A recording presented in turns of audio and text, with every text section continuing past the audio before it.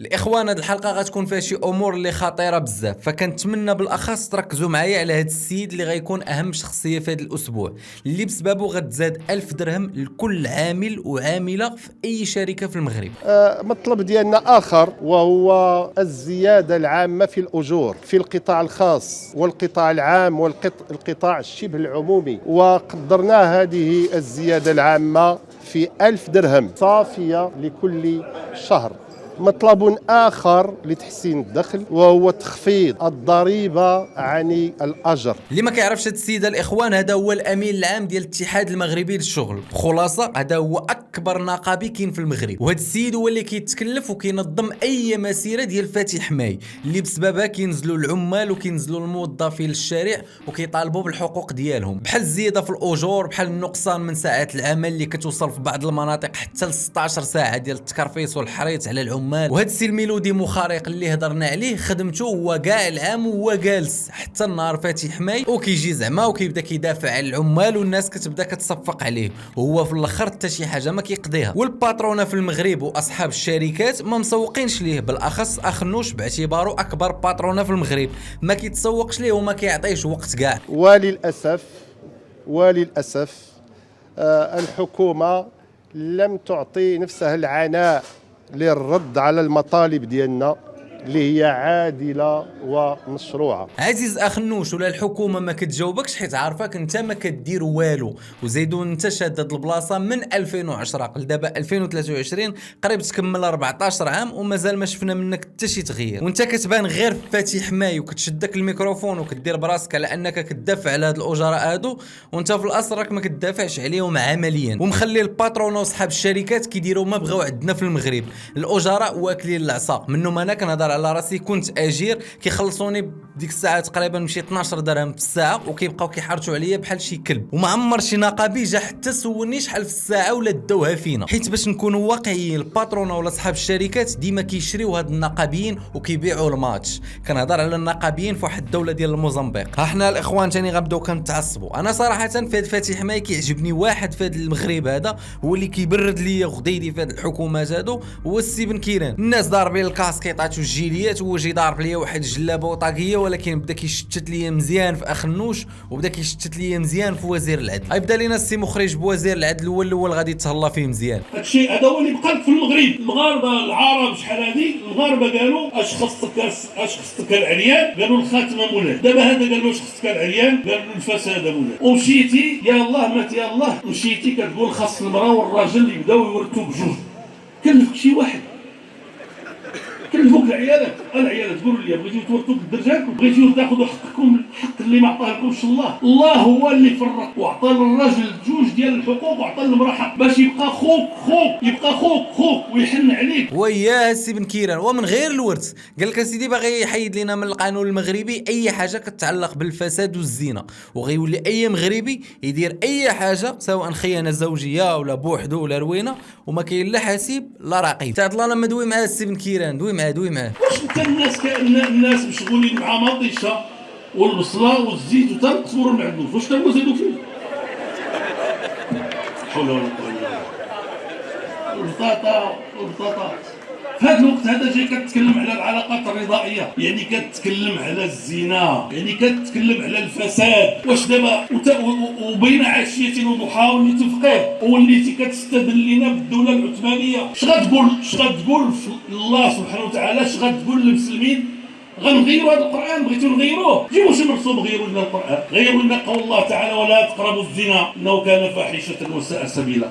جيب لنا القران اخر قول لنا فيه والزانيه والزاني يجلدوهما 100 جلده، والزانيه والزاني يجلدوا كل واحد منهما 100 جلده ولا تاخذكم بهما رأفة في دين الله. الفتوى الاخوان من حق العلماء ومن حق الفقهاء في المسائل الدينيه، ماشي واحد او ديال الاخوان دابا نوليو قايلين شي حاجه نرجعوا للموضوع ديالنا ونشوفوا هذا السي الميلودي هذا واش منه شي حاجه وغادا تزادنا هذيك 1000 درهم ولا ما منه حتى شي حاجه. ففي مغرب اليوم، في مغرب دستور 2011، في مغرب حقوق الانسان، من المعقول باش يبقاو النقابيين وتابعونا ومهدين بالسجن من شهر إلى سنتين.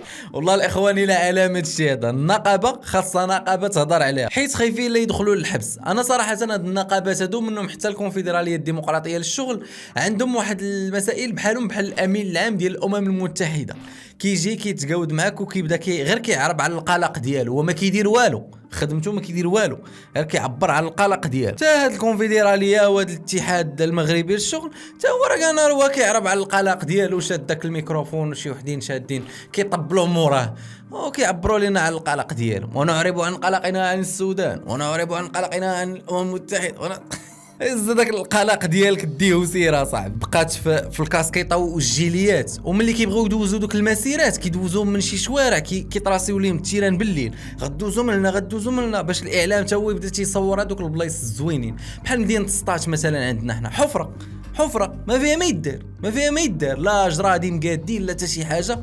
سبحان الله بالليل كيحطوا داكشي كيقادو كينضيو الصباح كيتصور داكشي كتحس براسك بحال كيصوروا في نيويورك. كدوز المسيره بالليل كيعاودوا كيهزوا داكشي كامل وكيعاودوا يديو ثاني يخزنوه ما عرفتش في ديك البلديه ولا ما عرفت فين تيديو يخزنوه. إنها أزمة المعيش اليوم للمواطن عنوانها الارتفاع الصاروخي للأسعار. اللي ما بغاش يتفهم لي الاخوان علاش حتى لدابا عاد خارجين تيهضروا ملي كانت المواطن واصله به العظم واخا دابا مازال الغلاء ديال الاسعار مازال شاعله ولكن ملي كانت شاعله بزاف في بطاطا وفي مطيشه وداكشي علاش هاد الناس دو ما خرجوش يهضروا فين كنتو. ولكن الاخوان هادشي كامل ندوزوه ولكن الحاجه اللي ما تفهمتش ليا في المغرب هي اللي وقعت مع سعد الدين العثماني ملي كان رئيس ديال الحكومه. تخيلوا معايا شنو وقع. البرلمانيين هبطوا للشارع فاتح ماي كيناضلوا الاحزاب حتى هما هبطوا للشارع كيناضلوا الشعب حتى هو هبط للشارع تيناضل الحكومه حتى هي هبطت للشارع كتناضل وحنا هاد الميساجات هادو لمن غادي نصيفطوهم. انا كنعرف ان الشعب والعمال هما اللي كينزلوا كيناضلوا كيطالبوا بالحقوق ديالهم والحكومه خاصها تنفذ لهم هاد المطالب هادو مع الباترونه ومع داكشي. فتخيل معايا الحكومه نزلت كتناضل والله الا مصيبه هاد المغرب. رئيس الحكومه خارج كيناضل رئيس الحكومه غيكون واقيلا كيلوم على راسو ولا كيناضل ما فهمتش الاخوان كيفاش غتناضل من هنا ودوز للجهه الاخرى وتلبي لك انت نيت راسك تلبي لك المطالب. كان حوار مسؤول فأريد أن أوجه تحية إلى هذه المركزية النقابية على الحس ديالها الوطني العالي. وأقول صاحبي كنتي خايف وكنتي جاي كتلحس في دوك النقابات وكنتي أودي طيحتي الدل على العدالة والتنمية الشريف. صحيح أنه أنا شخصيا كنت كنتمنى باش نوقعوا شي اتفاق قبل فاتح ماي ولكن الإخوان ديال المركزية النقابية قدروا بأنه خلينا نستمروا في الحوار ربما نوصل لواحد الاتفاق احسن. اودي بركه تقهرتينا غير بالحيس حيت اصلا وقتك سالا. دابا غنشوفوا عزيز اخنوش واش غادي ينزل للشارع حتى هو اولا بما ان عزيز اخنوش هو اكبر باترونا في المغرب وعنده الشركات والروينه كحله غيبقى داير معاهم ضد وما غاديش ينفذ لهم هاد المطالب ديالو. الاخوان دابا جانا واحد الخبر عاجل من عند المخرج قال لك بان اخنوش ما بانش هاد الليله وما نزلش الشارع يمكن مازال دار ركبته من نهار ليله القدر وداكشي. المهم الاخوان دابا غادي ندوزو نشوفوا هاد السي الميلودي هذا شنو هما المطالب ديال هاد الاتحاد المغربي للشغل شنو المطالب ديالهم. في لقائنا مع السيد رئيس الحكومه والوزراء يوم الجمعه 14 ابريل في اطار الحوار الاجتماعي ابلغناه هذه الوضعيه الصعبه اللي كيعيشوها الفئات الشعبيه وفي المقدمه لهم الاجراء وطالبنا منه اتخاذ اليات لحمايه القدره الشرائيه وعلى راسها التخفيض من الضريبه عن القيمه المضافه للتي في. الله يرضي عليكم الاخوان خليو الضريبه ماشي مشكل الضريبه خصها تبقى مزيانه الضريبه تبقى ماشي مشكل وحتى غلاء الاسعار الا غلات الاسعار حتى هو ماشي مشكل. اهم حاجه هو ان الاجور خصها تزاد الا تزادت الاجور ماشي مشكل حيت القضيه كتبدا كتساوى شويه ولا جهه ياك ما انت خايف من هذيك الباترونه وصحاب الشركات حيت انت جيتي في واحد الدور ديال الوسيط بين هادو وبين هادو. المهم ما علينا حنا من هادشي. المهم اهم حاجه هو انه طلعوا لنا هذاك قانون الشغل راه كبر راه شرف بارك عليه زيدوه واحد شويه طلعوا هذيك ال 25 درهم في الساعه بارك علينا من هذيك القضيه ديال السميك. كاين شي وحدين اللي كيوصل لهم غير 2000 درهم هذوك الناس ديال الكابلاج اللي كتضلوا كاع النهار وانتم كتحرتوا عليهم وكتعطيهم واحد 1200 درهم الشهر ما كيخدموهش كامل. كنتخلصوا ب 500 درهم وغلاء المعاش. احنا عايشين بلا تقاعد، بلا حوار مع عمر الاداره. فتحت معنا شي حوار كنتقاضاو 10,000 ريال اخويا. عربي الحرارتي موجز في الادب العربي. اشتغل مسير الوكاله بريديه بالعالم القروي. اتقاضى اجره شهريه تقدر ب 500 درهم مهضوم الحقوق دون مراعاه حقوقي وكرامتي كمستخدم لدى وكالة لدى بريد المغرب. من 2001 اللي بديت 21 عام هذه، لا كونجي، لا في هذا الكونجي ديال الولاده كيقطعوه لينا، ما عندكش الا السبت والحد منكتي تيقطعوا لك، ما عندكش كيدير. مع 502 دراهم، وانا راه وريتك التيكيته فيها لا كذوب لا والو، فهمتيني؟ ما كناش ب 500، كنا غير ب 425. هذه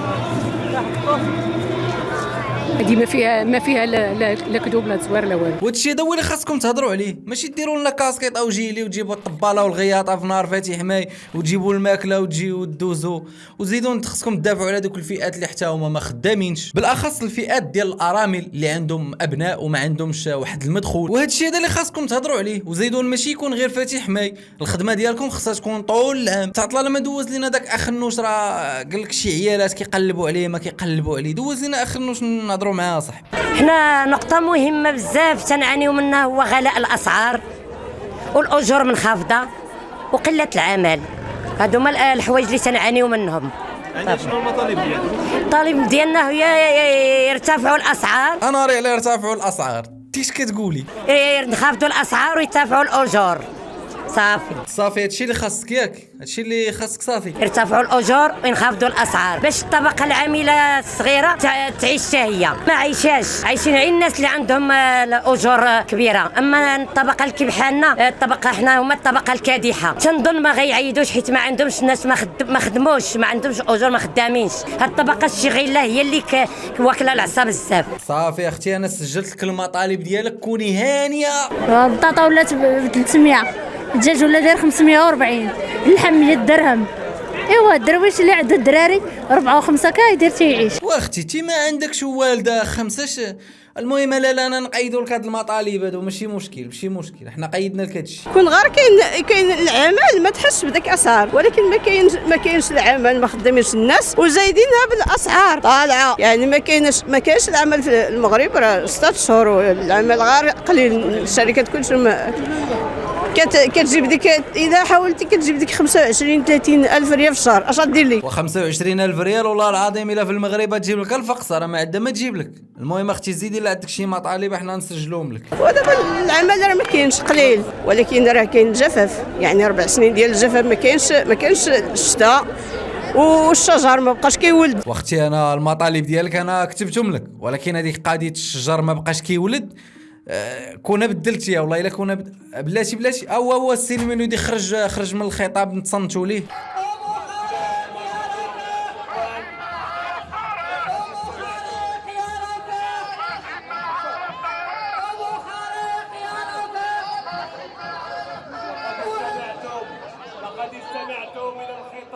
انا ما قسني هذاك خونا اللي سير كيطبل ليه موراه، لقد استمعتم الى الخطاب.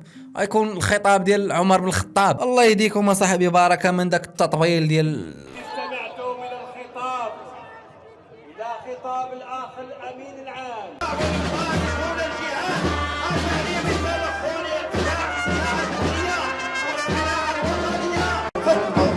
الراس مع المغرب نحن معكم، نتضامن معكم.